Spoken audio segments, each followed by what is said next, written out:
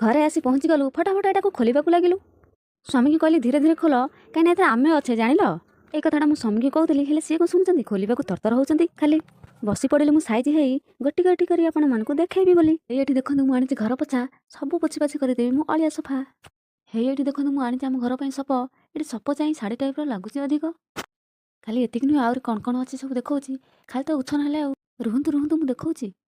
ଏଇଟା ହେଉଛି ଆମର ପା ପୋଛା, କେମିତି ଲାଗୁଛି ନିଶ୍ଚିନ୍ତ କହିବେ କମେଣ୍ଟରେ ଦିଅନ୍ତୁ କଥା।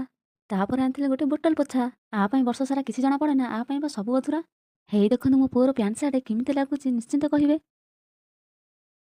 ନିଜ ପାଇଁ ରୂପା ପାଉଁଜି ହଳେ ଆଣିଥିଲି, ତାକୁ ନଗେଇ ଟିକେ ଫୁଲେଇ ହେବି ବୋଲି। କେମିତି ହେଇଛି କମେଣ୍ଟରେ ନିଶ୍ଚିନ୍ତ କହିବେ, ଅପେକ୍ଷାରେ ରହିଲି। ତାପରେ ଷ୍ଟଲ୍ ଫଲ୍ ଆଡ଼ୁ ସାଡ଼ୁ କ'ଣ ନେଇ ଆସିଥିଲି। ଏଇଟା ମୋ ସାନ ଝିଅର, ଏଇଟା ମୋ ବଡ଼ ଝିଅର, ଏଇଟା ମୋର, ଏଇଟା ମୋ ସ୍ୱାମୀଙ୍କର। ସବୁ ଦେଖେଇ ଦେଖେଇ ଥକି ପଡ଼ିଲି, ମକା ଯାଇ ଟିକେ ଚୋବେଇ ପକେଇଲି। ଭିଡ଼ିଓ ଭଲ ଲାଗିଲେ ଲାଇକ୍ କମେଣ୍ଟ ସେୟାର ସବସ୍କ୍ରାଇବ୍ କରିଦେବି, ଅପେକ୍ଷାରେ ରହିଲି। Bye bye.